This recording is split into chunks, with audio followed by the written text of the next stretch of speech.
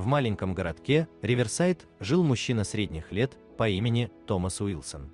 У Томаса был кот по кличке Макс. Максу было 5 лет, его шерсть была полосатой и очень пушистой. Томас не мог представить свою жизнь без Макса. Кот был для него не просто питомцем, а настоящим другом, который всегда встречал его у порога после тяжелого рабочего дня. Каждое утро Макс тихо мурлыкал, когда Томас готовил себе завтрак, и это уже стало частью их ежедневного ритуала. Питомец просто обожал спать на подоконнике и наблюдать за птицами во дворе. Томас работал бухгалтером в местной компании. Его жизнь была спокойной и размеренной. Каждое утро он просыпался, кормил Макса, завтракал и шел на работу. Вечером мужчина возвращался домой, смотрел телевизор и ложился спать, а Макс всегда ложился у его ног. Так проходили его дни, неделя за неделей. Однажды утром Томас проснулся от странного звука. Макс царапал входную дверь и громко мяукал. Это было необычно, потому что Макс редко просился на улицу. Томас открыл дверь, и питомец сразу выбежал наружу. Томас не придал этому серьезного значения и пошел на работу. Весь день он думал о Максе, надеясь, что кот обязательно вернется домой, ведь питомец уже несколько раз куда-то убегал, но к вечеру всегда возвращался. Однако, когда Томас вернулся вечером, Макса дома не было. Мужчина начал сильно волноваться. В ту ночь без Макса Томас почти не спал, постоянно проверяя окно, в надежде увидеть его пушистый силуэт на подоконнике. Так прошло 3 долгих дня. Томас не терял надежду найти питомца, он расклеил объявление о пропаже кота по всему городу. Мужчина по несколько часов в день ходил по улицам и громко звал Макса. Вот только кота нигде не было. Томас стал беспокоиться, считая, что на Макса могли напасть бродячие собаки или его сбила машина. На 4-й день, когда Томас вернулся с работы, он неожиданно увидел Макса, сидящим на крыльце. При этом кот выглядел уставшим, но вполне здоровым. Томас очень обрадовался и сразу бросился к своему питомцу. Когда мужчина подошел ближе, то с удивлением заметил, что на ошейнике Макса что-то прикреплено. Это была записка. Томас сильно удивился, он развернул записку и прочитал: «Ваш кот обладает невероятными способностями. Он удивительный. Пожалуйста, позвоните мне. Эмили Картер». Томас был в недоумении. Он перечитал записку несколько раз. Хоть мужчина сильно любил своего питомца, но он никогда не замечал у него каких-либо особых способностей, отличающих его от других кошек. Заинтригованный загадочным посланием, Томас покормил Макса и сразу позвонил по указанному в записке телефонному номеру. Женщина на другом конце провода представилась Эмили Картер. Она сказала, что работает сейсмологом, и рассказала Томасу удивительную историю. 3 дня назад она работала в своей лаборатории, когда туда забежал серый полосатый кот. Кот был очень беспокойным и постоянно мяукал. Сначала Эмили попыталась выгнать наглое животное, но кот тут же вернулся. Тогда женщина присмотрелась к нему получше и заметила, что кот не только громко мяукал, но и постоянно царапал пол в определенном ритме. Женщина даже начала записывать этот ритм. Через несколько минут ее приборы зафиксировали небольшое землетрясение. Ритм царапания кота довольно точно совпадал с сейсмической активностью. Томас слушал все это с недоверием. Он не мог поверить, что его Макс мог каким-то образом предсказать землетрясение. Но Эмили очень настаивала на личной встрече. Она хотела провести некоторые тесты с котом, на которые обязательно нужно было согласие Томаса. На следующий день Томас принес Макса в лабораторию Эмили. Там были другие ученые, которые с интересом рассматривали кота. Они провели серию научных экспериментов.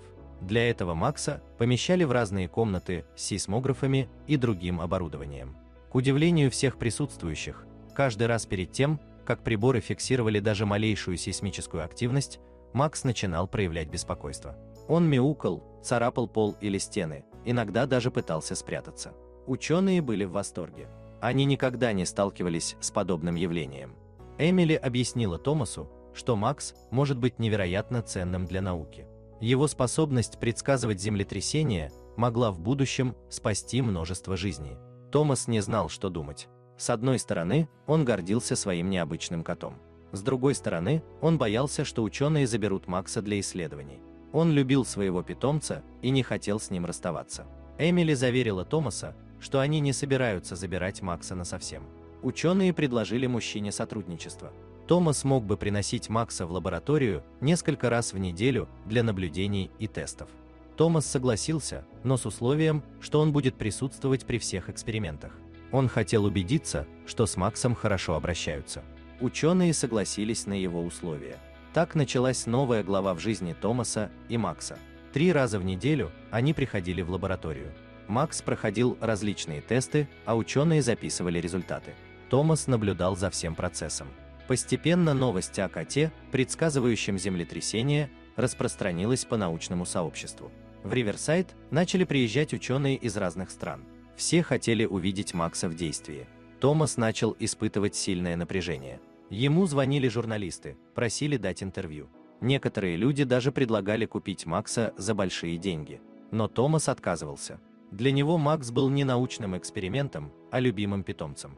Однажды вечером, когда Томас и Макс вернулись домой после очередного дня в лаборатории, кот начал вести себя странно. Он метался по квартире, громко мяукал и царапал стены. Томас сразу понял, что это значит. Он позвонил Эмили и сообщил о поведении Макса. Эмили немедленно связалась с властями города. Был объявлен режим повышенной готовности.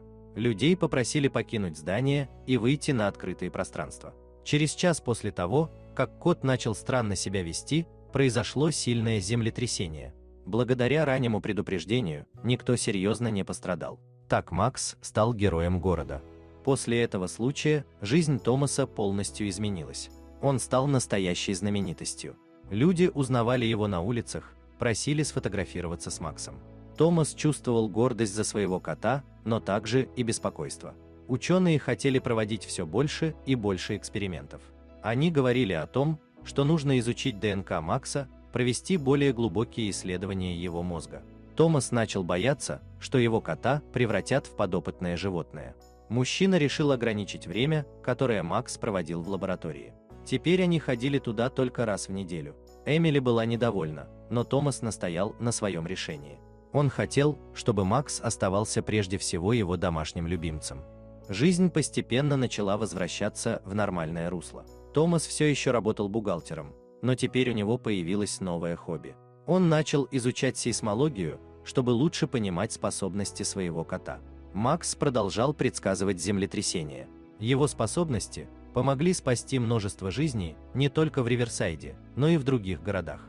Томас очень гордился своим невероятным питомцем. Прошел год с того дня, когда Макс впервые предсказал землетрясение. Томас сидел дома и смотрел новости. Там рассказывали о последних достижениях в области предсказания землетрясений. Ученые разработали новый прибор, который мог предсказывать подземные толчки за несколько часов до их начала. Томас улыбнулся и посмотрел на Макса, который спал на своем любимом месте на подоконнике. Мужчина прекрасно знал, что никакие приборы никогда не заменят его пушистого друга.